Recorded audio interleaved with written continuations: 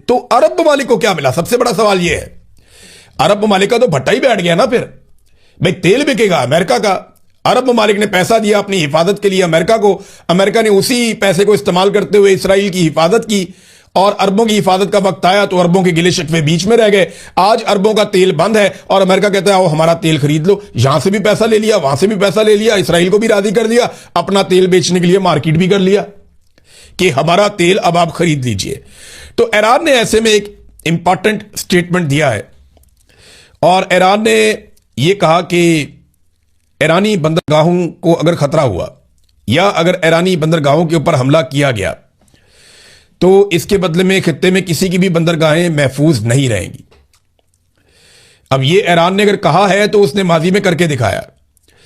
यह ऐसा हमने बार बार होता हुआ देखा कि जब जब ईरान ने कहा कि अगर हमारे फलां चीज के ऊपर अटैक किया तो उसके जवाब में हम ये करेंगे, तो ईरान ने वो करके दिखाया।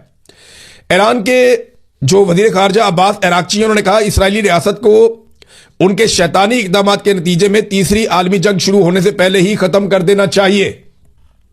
यह उनका स्टेटमेंट है और ऐसा ही स्टेटमेंट तुर्की ने भी दिया। कई यूरोपीय ममालिक यह कहना शुरू हो गए हैं कि जनाब हमें तो बहुत सारी चीजें अलग किस्म की बताई जाती थी, लेकिन जो आज हम होता हुआ देख रहे हैं गाजा में, लबनान में, ईरान में, और जिस तरह आपने हुर्मुज को बंद कर दिया गया है और जिस तरीके से पूरे खित्ते को आग में झोंक दिया गया है, अब जैसे डोनाल्ड ट्रंप कह रहा है कि वो बाहर से बंद कर देगा कि तुम अंदर से कुंडी लगाओ, हम बाहर से कुंडी लगा लेंगे। तो ये जो डोनाल्ड ट्रंप की पॉलिसी है, इससे डोनाल्ड ट्रंप के मुखालिफिन में इजाफा हो जाएगा। ईरान ने एक वीडियो भी जारी की है और ये पासदारान इनकलाब ने अमरीकी जो बहरी जहाज आए थे, जो फाइटर बहरी जहाज थे अमेरिका के, जब वो आबना हुर्मुज के करीब आए तो पासदारान इनकलाब ने बाकायदा एक वार्निंग भेजने की वीडियो जारी की और उसमें दिखाया कि किस तरीके से डोनाल्ड ट्रंप का दावा गलत था। जब अमरीकी जहाज ईरान के बिल्कुल करीब पहुंचे, आबना हुर्मुज के करीब आए, तो ईरान ने उन्हें वार्निंग दी और वार्निंग देने के बाद उन्हें वापस जाने पर मजबूर कर दिया।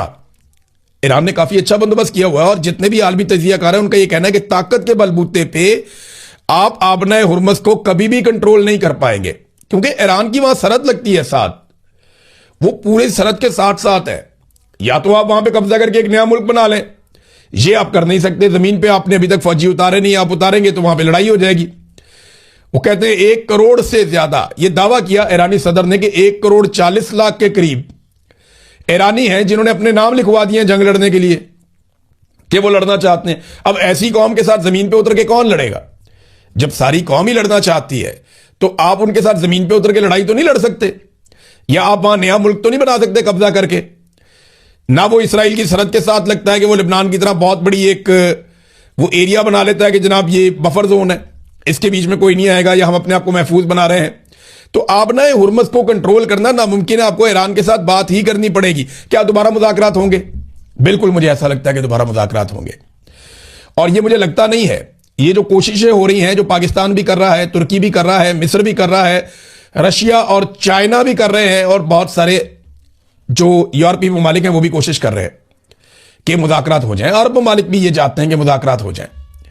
अगर मुज़ाकरात दोबारा हो जाते हैं तो उम्मीद है कि अमेरिका मजीद लचक दिखाएगा और ईरान के साथ कोई मामला उनके तय हो जाएंगे। लेकिन देखिए, अमेरिका को चाहिए फेस सेविंग, उसको जीत की सूरत में एक ट्रॉफी चाहिए। वो ट्रॉफी क्या हो सकती है? एक, वो ये चाहते हैं कि आबना हुर्मुज फौरी तौर पे खुल जाए। अब ईरान की जानिब से एक और खबर भी आती है, उसमें यह दावा किया जाता है कि अमेरिका हिस्सा मांग रहा था कि आबना हुर्मुज में से जो भी कमाओगे उसमें हमारा हिस्सा हमें दोगे। मैंने आपको यह बात पहले भी बताई थी कि बहुत मुमकिन है कि आने वाले वक्त में अमेरिका कोई ऐसा सेटअप कायम कर दे जिसमें वो यहां से भी पैसे कमा ले, क्योंकि पूरी दुनिया से अमेरिका पैसा ही तो कमाता है, अपनी तेल की कंपनियों के जरिए से, मादनियात की कंपनियों के जरिए से, अपनी तजारत के जरिए से और कंट्रोल के जरिए से, और अपने डॉलर के जरिए से, जैसे पेट्रो डॉलर की एक टर्मिनोलॉजी है। तो अमेरिका पूरी दुनिया से पैसा ही कमाता है, और यहां पे भी अगर उसको पैसा अच्छा मिल जाता तो शायद एक अच्छी डील भी हो जाती। तो उसको वॉर ट्रॉफी चाहिए कि हम जीते हैं। वॉर ट्रॉफी क्या हो सकती है? वो यूरेनियम जो ईरान ने अफसूदा की है, 60% अफसूदा यूरेनियम, वो अमेरिका को चाहिए कि वो रख के दिखा दे किसी एक जगह के ऊपर कि ये यूरेनियम, डोनाल्ड ट्रंप जाए, जाके विजिट करे और शाबाश दे अपने लोगों को और कहे जनाब इसके लिए हमने जंग लड़ी थी, हमारा मकसद पूरा हो गया। तो एंडिंग अच्छी नहीं हो रही। तो अब डोनाल्ड ट्रंप इस जंग को लंबा कर सकता है। वॉल स्ट्रीट जर्नल ने यह दावा किया, द इकोनॉमिस्ट कह रहा है कि Donald Trump full fledged war के अंदर नहीं जाएगा, वो पछता रहा है पहले ही। लेकिन वॉल स्ट्रीट जर्नल ने यह कहा कि डोनाल्ड ट्रंप महदूद पैमाने पे छोटे मोटे मिलिट्री ऑपरेशंस या छोटे मोटे हमले वो ये करता रहेगा और इसको लिंगर ऑन करेगा इस मामले को जब तक कि उसको दुनिया की सपोर्ट नहीं मिल जाती। तो मेरी नजर में दोबारा मुज़ाकरात ही होने, आप जितनी मर्जी लड़ाई कर ले, अल्टीमेटली आपको टेबल के ऊपर बैठना पड़ता है और एंड ऑफ द डे इनको टेबल के ऊपर बैठना पड़ जाएगा। सऊदी अरब और कतर वाला मामला भी आपके सामने ये खबर आ चुकी है कि वो हो सकता है कि पाकिस्तान को $5 अरब या इसके आसपास की कोई रकम मदद के तौर पे दे दें जो पाकिस्तान अपने कौमी खजाने में अमानतन रख ले। इसके लिए शहबाज शरीफ अभी मुस्तकबिल करीब में सऊदी अरब का एक विजिट भी करने वाले हैं और इसी हवाले से गुडविल जेस्टर के तौर पे पाकिस्तान ने सऊदी अरब के अंदर जो है वो अपने एयरफोर्स की तादाद को बढ़ाया, अपने जंगी जहाज भेजे, अपनी फौजियों की जो प्रेजेंस है उसको पाकिस्तान ने वहां पे बढ़ाया। तो वो सऊदी अरब को यकीन दिला रहे कि हम तो आपके साथ हैं, आपको जो मारेगा हम उसको मारेंगे। और जो बहुत सारे टाउट सहाफी हैं वो लगातार ये स्टेटमेंट दे रहे हैं कि ईरान खैर मना ले, ईरान को पता चल जाए, वो इस किस्म की बातें कर रहे हैं। ईरान का बादुकात नाम लेकर बादुकात नाम लिए बगैर वो ईरान के ऊपर तनकीद कर रहे हैं और इन्होंने पूरी कोशिश की है कि किसी तरह पाकिस्तान तहरीके इंसाफ को उकसाया जाए। यानी पाकिस्तान तहरीके इंसाफ पहले दिन से ये इमरान खान का मौकिफ था, सबसे पहले इमरान खान ने यह सुलह करवाई थी। ये इमरान खान का मौकिफ था कि हर हाल में आप जंग से बचें, बैठ के बातचीत करें, रस्तों को खुला रहने दें और इत्मीनान के साथ, अमन के साथ रहें। यही सारे मुस्लिम ममालिक के मफाद में है। अब जो इमरान खान ने कहा था या जो उसकी पॉलिसी थी, जब उसके ऊपर अमल दरामद हुआ तो सारे के सारे जो हैं वो पाकिस्तान तहरीके इंसाफ को उकसाने की कोशिश कर रहे थे कि किसी तरह पाकिस्तान तहरीके इंसाफ को उकसाया जाए, उनसे कोई स्टेटमेंट निकलवाए जाएं और उन स्टेटमेंट्स की बुनियाद के ऊपर पाकिस्तान तहरीके इंसाफ पर गद्दारियों के फतवे लगा दिए जाएं कि ये मुल्क के दुश्मन है। अंसार अब्बासी साहब जैसे लोगों ने इस पे बड़ी जल्दी पे तेल का काम किया। तहरीके इंसाफ के लोग एक ही बात पहले दिन से कर रहे हैं, मेरा भी पहले दिन से ये मौकिफ है, हर पाकिस्तानी का ये मौकिफ है कि पाकिस्तान को जंग में उतरने की बजाय अमन के लिए किरदार अदा करना चाहिए। तो इमरान खान साहब ने कहा जी तहरीके लब्बैक पे जो गोली चली उसकी उन्होंने मजम्मत की, उन्होंने कहा ये गलत है। तशद्दुद की उन्होंने मजम्मत की, तशद्दुद के खिलाफ उन्होंने एहतजाज की हिदायत की है। साथ इमरान खान साहब ने कहा जी कि गोली निहत्ते लोगों पर चलाना जो है वो इसकी कोई इजाजत नहीं होनी चाहिए, ये गलत हुआ। तो इमरान खान साहब ने अपनी पहली ही मुलाकात में तहरीके लब्बैक के हवाले से अपनी पॉलिसी क्लियर की और उन्होंने कहा जी कि ये जो कत्लेआम हुआ ये गलत हुआ, ये ऐसे नहीं होना चाहिए था। दूसरा, इमरान खान साहब ने कुछ फौज के बारे में और तालिबान के बारे में भी अपना स्टेटमेंट और ये जो दहशतगर्दी इसके बारे में अपना स्टेटमेंट दिया है। बैरिस्टर सैफ जो स्टेटमेंट बाहर लेकर आए, इमरान खान ने कहा है कि दहशतगर्दी के खात्मे का हल सियासी तौर पर निकालना चाहिए। उनकी फैमिली फौज में है, फौज से उनकी कोई दुश्मनी नहीं है। इमरान खान ने कहा कि गद्दारी के सर्टिफिकेट बांटना बंद होना चाहिए। अफगानिस्तान पर हमलों के नतीजे में दहशतगर्दी बढ़ने का खतरा है। यह बैरिस्टर सैफ ने इमरान खान साहब का पैगाम पहुंचाया। फिर इमरान खान साहब ने कहा कि अगर मैं तनकीद करता हूं तो सियासतदान के तौर पर पॉलिसी पर तनकीद करता हूं ताकि कोई हल निकले। फौज भी मेरी है, मुल्क भी मेरा है और शोहदा भी हमारे हैं। लेकिन ये इमरान खान ने कई दफा कहा, कई लोग ना ये कोशिश करते हैं कि जैसे फौज की और तहरीके इंसाफ की कोई जंग चल रही है, या कुछ लोग ये कहना चाहते हैं कि जैसे पाकिस्तान की फौज में और इमरान खान के अंदर कोई लड़ाई चल रही है। नहीं, ऐसा नहीं है। ये एस्टेब्लिशमेंट के चंद लोग हैं, जो मिलिट्री एस्टेब्लिशमेंट जिन्हें हम कहते हैं, जो अपनी नौकरियां पक्की करने के चक्कर में अपनी पॉलिसियां जो है वो तब्दील करते रहते हैं। ये जनरल फैद हमीद जैसे, जनरल बाजवा जैसे, अभी बहुत मौजूदा जो DGISI है, आर्मी चीफ है, ये लोग इसी तरह काम करते हैं ना। सबको अपना अपना फायदा होता है। अब आर्मी चीफ की एक्सटेंशन का मामला आया हुआ है, DGISI ने अभी भी एक्सटेंशन ले ली है। तो उनकी जो पॉलिसी है उनके ऊपर तनकीद माजी में भी होती थी, अभी भी होती है, कोई नई चीज तो है नहीं। अब इसका मतलब ये नहीं है कि फौज के साथ कोई दुश्मनी हो गई है या फौज के साथ कोई जंग शुरू हो गई है। फौज एक ऐसा इदारा है जिसको पाकिस्तानी अपना खून पसीने की कमाई में से अपना पेट काट के इन्हें पालते हैं, इस फौज को। तो जिसको पाकिस्तानी कौम अपना खून पिला रही है उससे नफरत क्यों करेगी? अभी आप देखें ना, मैंने 1-2-4 दिन पहले भी कहा था कि अफगानिस्तान हो या इंडिया हो, बाहर से जरा सा कोई पाकिस्तानी फौज को तंग करता है, पूरी कौम फौज के साथ खड़ी हो जाती है। लेकिन सेम टाइम में मैंने ये सवाल भी उठाया था कि फौजी क़यादत जो फैसले करती है, क्या वो वफा निभाते हैं अवाम के साथ, जो अवाम उनके साथ वफा निभाती है? ये सवाल अपनी जगह पे मौजूद रहेगा। और मिलिट्री एस्टेब्लिशमेंट को अपनी गंदी सियासत के इस्तेमाल के लिए फौज को बतौर इदारा इस्तेमाल करना बंद कर देना चाहिए। ये बात मैं नहीं, PMLN, पीपल्स पार्टी सारे करते रहे हैं, आज PTI भी ये बात कर रही है। और इमरान खान साहब ने क्लियरली कहा जी फौज के साथ कोई दुश्मनी नहीं है, फौज भी मेरी है, मुल्क भी मेरा है। ये इमरान खान साहब की ओनरशिप है जो हमेशा वो लेते हैं। नाज़रीन, सुहेल अफरीदी आ नहीं रहा। अब सुहेल अफरीदी अब तक की इतला के मुताबिक वो आ ही गया है, क्योंकि अदालत ने ऑर्डर दे दिया, पेशावर हाई कोर्ट ने, और चीफ जस्टिस ने कहा जी कि कल शाम 4 बजे तक सुहेल अफरीदी का हलफ ले गवर्नर, और इस बारे में पाबंद कर दिया। अब कालक अपने मुंह पे मल ली थी गवर्नर ने भी और एस्टेब्लिशमेंट ने भी, और सबने ये कह दिया जी ये तो नहीं आएगा। और टाउटों को मेरा मशवरा है, देखें अब आप एस्टेब्लिशमेंट के अंदर अब वो बात रही नहीं।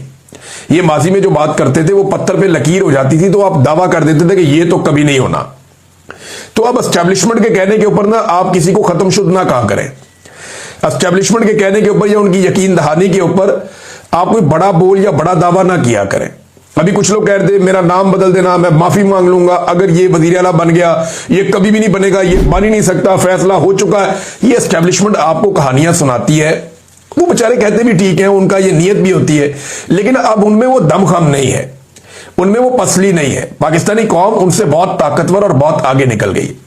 अब एस्टेब्लिशमेंट को यू टर्न लेने पड़ते हैं, अपने फैसले बदलने पड़ते हैं। अब आने वाले दिनों में और भी फैसले बदलते हुए देखेंगे।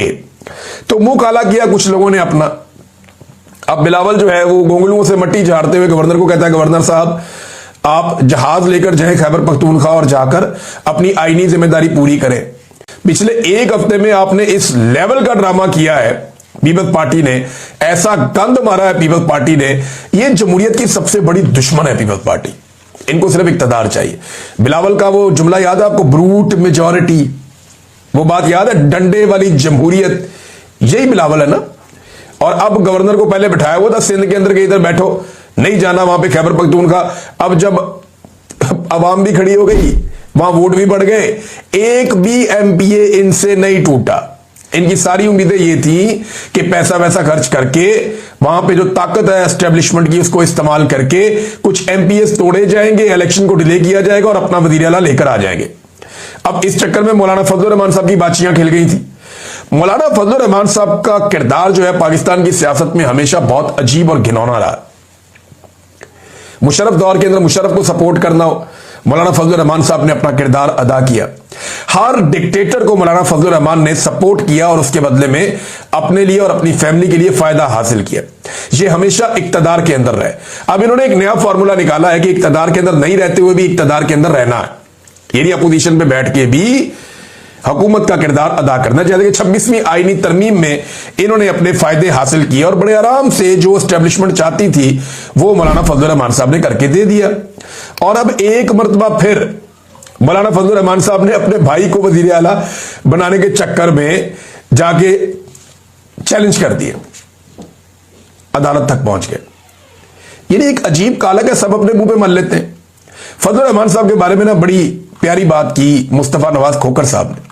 उन्होंने कहा जी मौलाना फजलुर रहमान की छोटी सी ख्वाहिश क्या है, एस्टेब्लिशमेंट तहरीक इंसाफ के मेंबर्स तोड़कर उन्हें दे दें ताकि वो अपने भाई को वजीर आला बना सके। एक बंदा भी नहीं टूटा। 26वीं तरमीम हो, मुशर्रफ का LFO हो, हर मौके पर मौलाना हलवा खाने के लिए फौरन तैयार हो जाते हैं, बशर्तिया के मीठे का तनासुब ठीक हो। मौलाना साहब को मीठा चाहिए, हलवा चाहिए, लेकिन मीठा अपनी मर्जी का होना चाहिए और मीठा मीठा हफ हफ, कड़वा कड़वा तू तू। मौलाना साहब ने वैसे फजलुर रहमान साहब ने ना ये जो JUI की सियासत है इसको तबाह बर्बाद कर दिया। अपने और अपनी फैमिली के जाती फायदों के लिए ना इनको बहुत दफा मौका मिला अवाम में हीरो बनने के लिए, लेकिन मौलाना साहब ने हर मौका जाया किया और बेड़ा ही गर्क किया अपनी और अपनी जमात की सियासत का, बल्कि नाम डबो दिया। अब थोड़े दिन पहले ये खुशियां मना रहे थे कि गंडापुर चला गया, अब नए वजीर आला की जगह अपने भाई को लाना चाहते हैं, सब अब एजेंसियां बनने थोड़े, या टोटल आपकी डबल फिगर में आपकी सीटें नहीं है, मखसूस नशस्तें छीन छीन के आप यहां तक पहुंचे हैं, फिर भी उनके पास इतनी बड़ी अक्सरियत है कि आप उनके मुकाबले में कख नहीं है। मुझे हैरत होती है कि किस तरीके से कोई ये सोच भी सकता है कि मैं अपना वजीर आला ले आऊंगा, लेकिन फजलुर रहमान साहब हर वक्त दाव की तलाश में बैठे रहते हैं और उन्हें लगा कि शायद यहां उनका दाव लग जाएगा। नाज़रीन, तर्जुमान चीनी वजारत खारजा का एक स्टेटमेंट आया और वो स्टेटमेंट जो है पाकिस्तान के उन मिनरल्स के हवाले से है जो डोनाल्ड ट्रंप को दिए गए और पाकिस्तान की और अमेरिका की जो रेयर अर्थ मिनरल्स की डील है उसके ऊपर उनसे सवाल किया गया।